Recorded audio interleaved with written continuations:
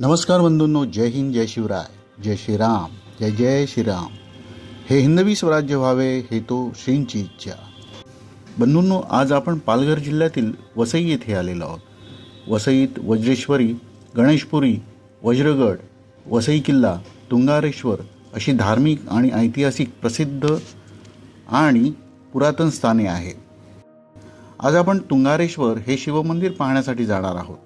माझ्यासोबत आमचे काका श्री प्रभाकर साळुंके आहेत आणि वंदना आहे. वसई स्थानकाच्या पूर्वेकडून शेअर रिक्षाद्वारे आपण तुंगारेश्वर ह्या मंदिराच्या पायथ्याशी जाता येते. पुढे येथील वाहने वर मंदिराच्या जवळ सोडतात, परंतु प्रत्येकी 50 रुपये भाडे आकारतात. चालत गेल्यास आपण केवळ 20 ते 30 मिनिटात मंदिरापाशी पोहोचतो. पायथ्याशी तसेच वरील मंदिराजवळ बरीच मंदिरे आणि मठ आहेत. मंदिराजवळून तापी नदी वाहते. मंदिराकडे जाणारा मार्ग नदीच्या बाजूने घनदाट अरण्यातून जातो. जाणारे येणारे भाविक मोठ्या संख्येने वाटेत आपल्याला भेटतात. सोमवारी तसेच उत्सवाच्या दिवसांमध्ये वन खाते या ठिकाणी शुल्क आकारत नाही. या भागामध्ये वनचरांचे वास्तव्य असल्यामुळे बऱ्याच ठिकाणी आपल्याला त्या खुणा दिसतात. ह्या वाटेवरून जाताना निसर्गाचा आनंद घेता येतो. विविध फुले, झाडे, पक्षी, प्राणी हे दिसतात.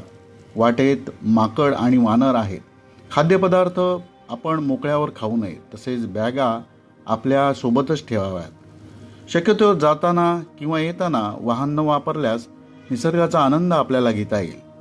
खाजगी वाहनाने आपल्याला मंदिर स्थानापर्यंत जाता येते. पार्किंगची व्यवस्था आहे. एक दिवसाच्या सहलीसाठी हे स्थान खूपच छान आहे. पावसाळ्यात मोठ्या संख्येत पर्यटक या स्थानाला भेट देतात.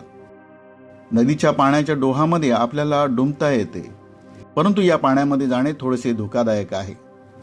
मंदिर स्थानावर नाश्ता तसेच भोजन व्यवस्था आहे. तसेच पार्किंगची देखील व्यवस्था आहे. त्या मंदिराविषयीची विशेष माहिती पुढील आहे. यामध्ये त्रुटी किंवा चुका किंवा कमी असू शकेल, त्याबद्दल क्षमस्व. तुंगारेश्वर पर्वताच्या कुशीत 2137 फुटावरती हे महादेवाचे जुने मंदिर आहे. हे मंदिर प्रसिद्ध असून भाविकांना या ठिकाणी गेल्यावर आत्मिक समाधान लाभते असे म्हटले जाते. तुंगारेश्वराच्या डोंगरामध्ये वसई पूर्व सातिवली गावाच्या परिसरामध्ये हे मंदिर आहे. हिरवाईने नटलेला हा परिसर आहे. डोंगर रांगा आणि फेसाळणाऱ्या धबधब्यांची तसेच वाहणाऱ्या नदीची प्रत्यक्षात शंकराच्या दर्शनाला जात असताना या निसर्गाचा आनंद आपल्याला लुटता येतो. भक्तगण, पर्यटक या ठिकाणाला अवश्य भेट देतात.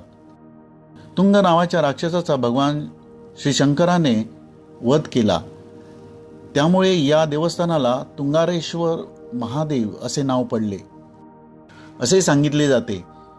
या देवस्थानाचा उल्लेख पुराण कथामध्ये आढळून येतो. तुंगार या शब्दाचा अर्थ शिवोपासकांचा एक वर्ग. तुंगारेश्वर मंदिरापासून 3 ते 4 किलोमीटर अंतरावर मत्स्यैच्य पर्वतावर भगवान परशुरामाच्या वास्तव्याने पावन झालेले परशुराम कुंड हे तीर्थक्षेत्र आहे.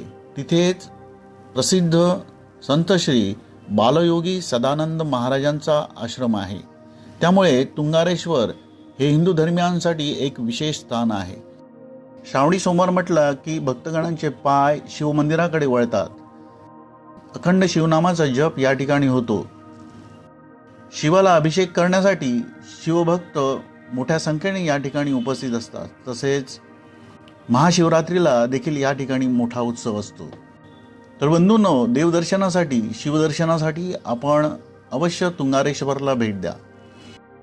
हा व्हिडिओ आपले गड किल्ले, आपल्या पवित्र वास्तू, हिंदू देवदेवता तसेच मंदिरे ही आपण सर्वांना कळावीत यासाठी बनविला आहे.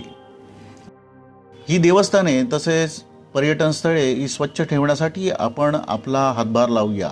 या ठिकाणी कोणत्याही प्रकारचा प्लास्टिकचा कचरा आपण करू नये. तसेच कोणतीही अवहेलना होईल असे कृत्य आपल्याकडून घडणार नाही याची आपण दक्षता घेऊया. जय हिंद, जय शिवराय, जय श्रीराम, जय जय श्रीराम. हे हिंदवी स्वराज्य व्हावे हेतू श्रींची इच्छा. हर हर महादेव, हर हर महादेव, हर हर महादेव. हा मंदिर परिसर फार मोठा असून आजूबाजूला वनसंपदा आहे. तसेच याच्या बाजूनच मंदिराच्या मागच्या बाजूस तापी नदीचे पात्र आहे. या मंदिर परिसरामध्ये अन्य देवी देवता देखील आहेत.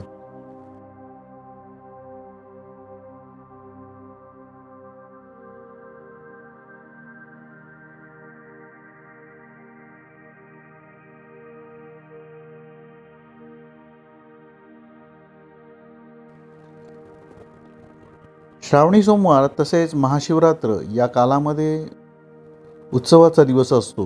यावेळी मोठ्या संख्येने भाविक या मंदिराला भेट देतात.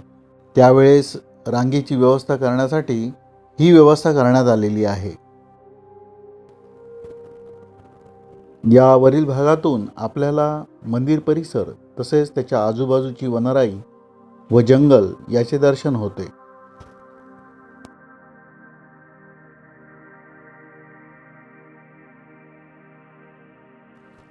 मंदिराच्या समोरच भगवान शंकराची एक भव्य मूर्ती बनविण्यात आलेली आहे.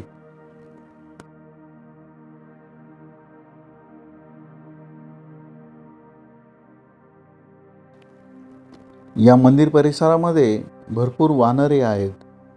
आपल्या हातामध्ये जर खाण्याचे पदार्थ असतील तर ते हिसकावून घेतात.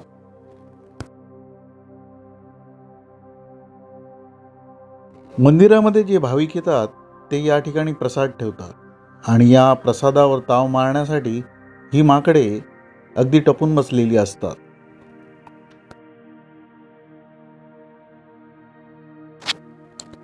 या ठिकाणी CCTV लावल्याचा बोर्ड आहे आणि या बोर्डवर लक्ष ठेवण्यासाठी हे एक माकड तिथे अगदी महत्त्वाचे कार्य करीत असल्यासारखं बसलेलं आहे. त्याचप्रमाणे येणाऱ्या भाविकांना देखील सांगत आहे CCTV लावलेला आहे आणि CCTVचे लक्ष आपल्यावर आहे. त्यामुळे तुम्ही या मंदिर परिसरामध्ये केरकचरा करू नये, तसेच गोंधळ करू नये. त्याचप्रमाणे अवहेलना होईल असे काही कृत्य आपण करू नये. कदाचित हेच सांगणे असेल त्याचे. यांचे मंडळ फार मोठे आहे. सगळे सोयरे त्याचप्रमाणे नातेवाईक यांच्यासह त्याचप्रमाणे बाळगोपाळांसह या ठिकाणी उपस्थित आहेत. आपण एखादे खाद्यपदार्थ घेऊन गेले असाल तर लगेचच त्याच्यावर डल्ला मारण्यासाठी ते तत्पर असतात. येथे या भाविक बंधूंनी या माकडांसाठी केळ्यांची मेजवानी दिली आहे. या माकडांमध्ये हे दादा माकड आपल्याला मिळालेली वस्तू किंवा खाद्यपदार्थ अन्य कोणालाही मिळू नये याची हे काळजी घेत आहे. मंदिराच्या बाजूलाच तापी नदीचा परिसर आहे आणि ह्या नदीपात्राच्या पलीकडे एक मठ देखील आहे. त्याच्या पायऱ्या आपल्याला समोरच दिसत आहेत. येणारे भाविक तसेच पर्यटक ह्या नदीपात्रामध्ये स्नान करीत आहे.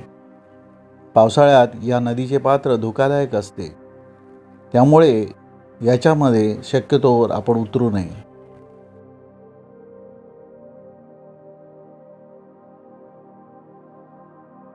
पावसाळ्याच्या दिवसामध्ये हा परिसर खूपच छान असतो.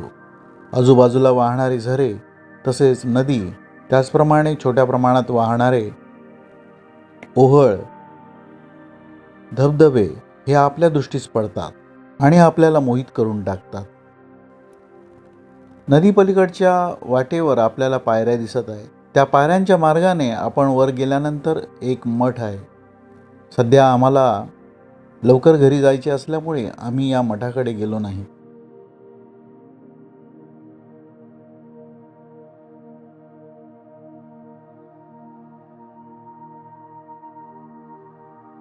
आज रविवार असल्यामुळे थोड्या प्रमाणामध्ये भाविक या मंदिराकडे आलेले आहेत. उत्सवाच्या दिवसांमध्ये तसेच श्रावणामध्ये इथे खूपच गर्दी असते. या मंदिर परिसरामध्ये अन्य देवी देवता तसेच छोटी छोटी मंदिरं देखील आहेत. त्यापैकी हे व्याघ्रेश्वर मातेचे तसेच चंद्र भगवान आणि श्री गणपतीचे छोटेसे मंदिर. मंदिर परिसरामध्ये काही भागांमध्ये छोटी छोटी उद्याने आहेत, तसेच नाश्ता आणि जेवण व्यवस्था देखील आहे. इथे येण्यासाठी आपण चालून दमला असाल तर इथून खाली उतरण्यासाठी आपल्याला वाहन व्यवस्था आहे. तर बंधूंनो, या तीर्थक्षेत्राला आपण जरूर भेट द्या. हर हर महादेव. भारत माता की जय.